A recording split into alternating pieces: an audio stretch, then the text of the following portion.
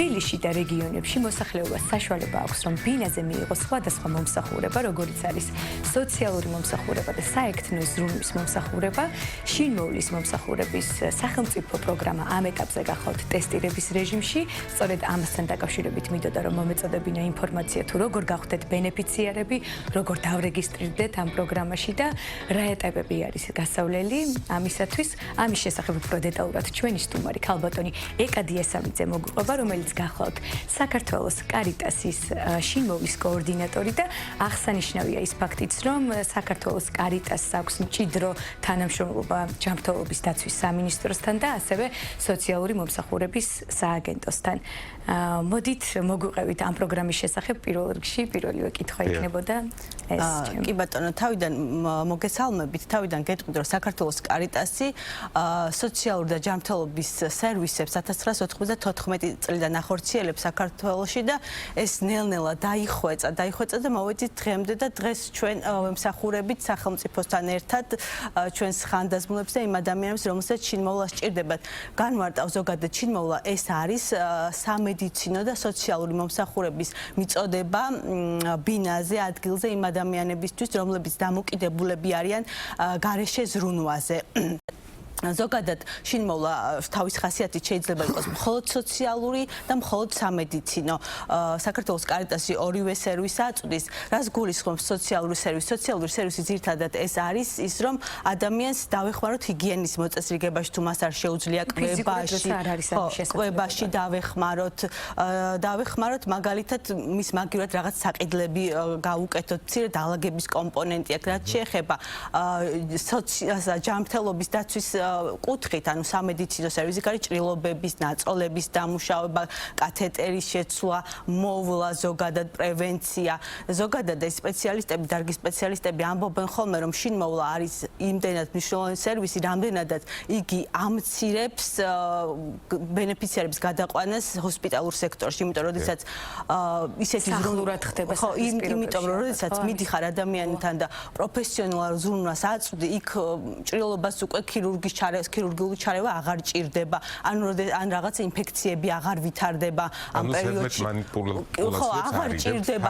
აღარ ჭირდება, რომ ის გადავიდეს ჰოსპიტალურ სერვისში. ასევე ინსტიტუციონალიზაციის პრევენციაც არის ეს, იმიტომ რომ თუ მიდის ვიღაც პროფესიონალი, რომელიც რაშიც დახმარებას ჭირდება ადამიანს, იმას აკეთებს, შესაბამისად უკვე აღარ ჩდება იმის საჭიროება, რომ გადავიდეს ზრუნვაში, ინსტიტუციონალურ ზრუნვაში.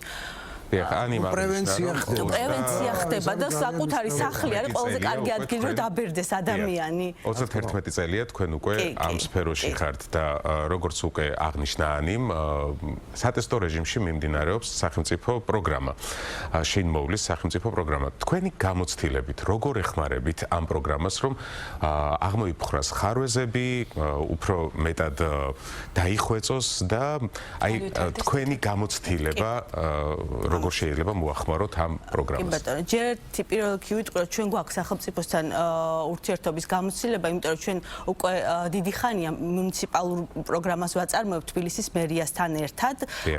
იმ შემთხვევაში, რომ არსებობდეს მოკლედ პროგრამა, ამისთვის საჭიროა, რომ ადამიანი იყოს, რომელსაც მოვლა ჭირდება. ამას თბილისის მერიასთან ერთად უზრუნველყოფთ ისე, რომ ამ შემთხვევაში წინაპირობა იყოს სოციალური ქულა. სოციალური ქულა და მოვლის საჭიროება. მოვლის საჭიროება დგინდება სპეციალური კითხვარია ყველა მიწის ვინც ამ სფეროში, ეს ბართელის რამდენად დამოკიდებულია ადამიანი გარეშე ზრუნვაზე და მერის პროგრამაში, რომელსაც უკვე დიდი ხანია ვახორციელებთ, ბაზაც არსებობს და უკვე კარგი თანამშრომლობა გვაქვს წლების განმავლობაში. ეს იყო ისე, რომ არა მარტო მწოლიარე ბენეფიციარებს ვეხმარებოდით, არამედ ვეხმარებოდით იმ ადამიანებს, რომლებიც მაგალითად ბინაზე გადაადგილდებოდნენ, მაგრამ ელემენტარულად ჭირდებოდა დახმარება, ან ჭრილობა ჰქონდათ, ან უბრალოდ შეიძლება დაბანაში დახმარება სჭირდებოდა. აი ესეთი როგორ უნდა დავრეგისტრირდეთ როგორც ბენეფიციარი ეს მნიშვნელოვანია. ეს ამ პროგრამაში, მერის პროგრამაში აუცილებელი იყო სოციალური ქულა.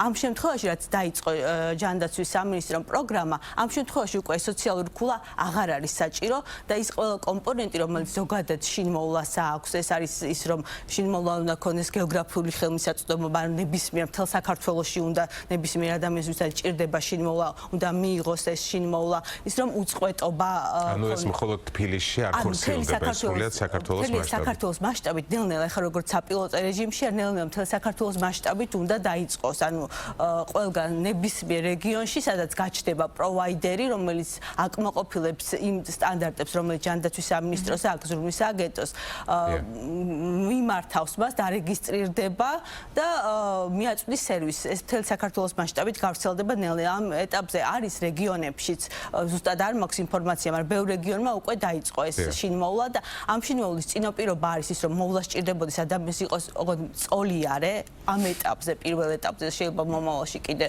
სხვა ადამიანებსაც შეეხოთ და რა თქმა უნდა სჭირდებოდეს მოვლა, ანუ ინტენსიური მოვლა არის გათვალისწინებული, ყოველდღიური ვიზიტებით მულტიგუნდი უნდა იყოს ჩართული. თუ ადამიანს არ უნდა მულტიგუნდის მომსახურება, ეს ამ პროგრამაში ვერც შეერთება.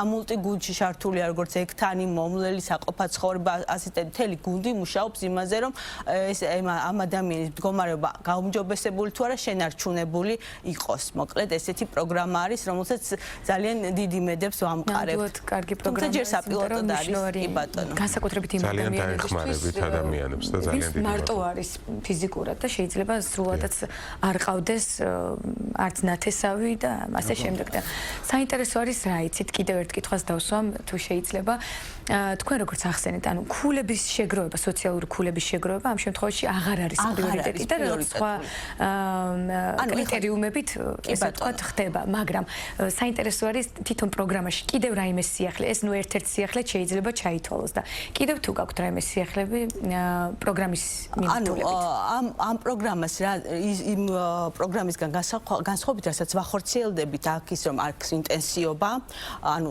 მულტიგუნდი არის ჩართული ყოველ დღე შეიძლება ორჯერაც მივიდეს ადამიანი იმ ადამიანთან ის რომ სოციალური ქულა ხშირად იყო ხოლმე ბარიერი იმ ადამიანისთვის რომელსაც შეიძლება ოჯახის წევრი ყავს უცებ ეს მდგომარეობაში უცებ დაჭირდა შინმოვლა ხშირად იყო ხოლმე სოციალური ქულა ბარიერი ხშირად მიდიოდნენ აკეთებდნენ ამ ქულას ეს განსაკუთრებულად დიდ დროს მოითხოვდა და ეხლა უკვე ეს არის მთავარია რომ იყოს მოვლის საჭიროება და ამას უკვე ჯანდაცვის სამინისტრო აფასებს როგორც ვახსენე ამ ბარტერი ანუ გამარტივებულია უფრო ხელმისაწვდომია პროცედურა შეიძლება იქ ფორმას ითხოვენ სპეციალურად ექიმის ოჯახის ექიმის დაწერილს რომელიც აუცილებლად უნდა იყოს წინაპირობად რომ ადამიანმა მიმართოს ზრუნვის სააგენტოს თუმცა უფრო როგორ ვთქვათ მოცვა უფრო მეტი ადამიანს ვისაც სჭირდება მოცვა უფრო მეტია ამ პროგრამას და მოვლა უფრო ინტენსიური. კითხვას მეც დავსვათ, ახლა 31 წელი საკმაოდ სერიოზული სტაჟია.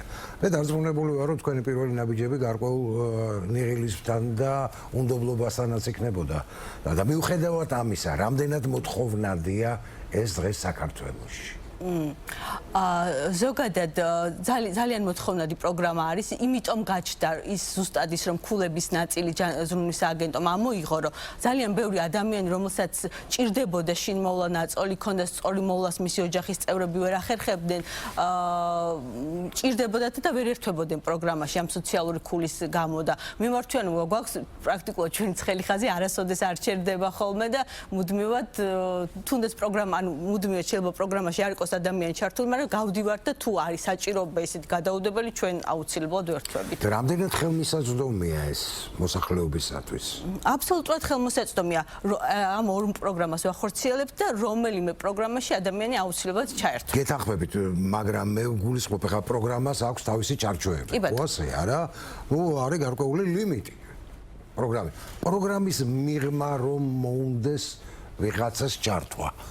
რამდენად შესაძლებელია პროგრამის მიღმა იმდენად ხო გეუბნებით იმდენად ყველას ვიცავთ მოცვა იმდენად გვაქვს თუ ადამიანი თუ მოვლის საჭიროება არის ეს ორივე პროგრამა თბილისის მერიასთან ერთად რასაც ვახორციელებთ და ეს მეორე აუცილებლად მოხდება რომელიმე პროგრამაში ადამიანი არ დარჩება მოვლის გარეშე იმიტომ რომ იქ მერიის პროგრამაში ვემსახურებით იმ ასეთ ადამიანებსაც რომელსაც ბინაზე გადაადგილება შეუძლიათ მაგრამ მარტო არიან მაგალითად მარტო არ შეუძლიათ რომ აბაზანაში შევიდნენ ან რაღაც ან შეიძლება ჭრილობა აქვთ, მაგრამ ფუნქციურია, სხვა ყველაფერი ფუნქცია ადგილზე აქვს ადამიანს, მათ ვემსახურებით და ამ მეორე პროგრამაში უკვე მწოლიარე ბენეფიციარები არიან, სოციალური ქულაც არ არის საჭირო და შესაბამისად გამარტივება. და რა იქნება თქვენი საომავლო გეგმები? სამომავლო გეგმები გვაქვს ის, რომ გვინდა რაც შეიძლება ეხა საპილოტო რეჟიმში იმედი გვაქვს, რომ გაცილებით მეტი ადამიანის მოვიცავთ ჩაერთვება და ეს პროგრამა ეხლა ჩვენ ერთად ვსწავლობთ ყოველდღე, ყოველკვირეულად, საინტერესო რომელიმე რეგიონში ან თუნდაც თბილისში ხომ არ დაგიწყიათ ამ პროგრამის გამოყენება და ამ პროგრამის მსახურება. კი, გორშიც არის ჩვენ გორშიც ანუ ჩვენი პროგრამა კარიტასი გორშიც ახორციელებს მოყავს ძალიან დიდი ხანი არის და გორმაც დაიწყო საპილოტოდ ეს მომსახურება ყავს ბენეფიციარები და ის ამომავლო გეგმებზე გორშიც და ხო ეს გვაქვს რომ ეს საპილოტე როდესაც მორჩება და უკვე ვისწავლით ამ პროგრამის კარგად გამოყენებას ბენეფიციარების გაიცნობა გაცილებით უფრო ნაკლები სირთულეები იქნება და მოკლედ მზად ვართ მომსახუროთ ადამიანებს რომელსაც ვჭირდებით დიახ, ძალიან დიდ წარმატებებს გისურვებთ, რა თქმა უნდა. და მართლაც რომ ძალიან კეთილ საქმეს აკეთებენ ეს ადამიანები, ძალიან ბევრს ჭირდება. მას უნდა გიხდიდეთ თქვენ. შესაძლოა თქვენი დახმარება. და ეს ახალი პროგრამაც და რაც თავარია, ძალიან ბევრი ადამიანი ჩაერთო ამ ამბავში, ბევრი ესეთი სხვადასხვა ჯგუფები. ჩვენი გადაცემის სტუმარი იყო ეკა დიასამიძე, საქართველოს კარიტასის შინ მოვლის კოორდინატორი. ძალიან დიდი მადლობა.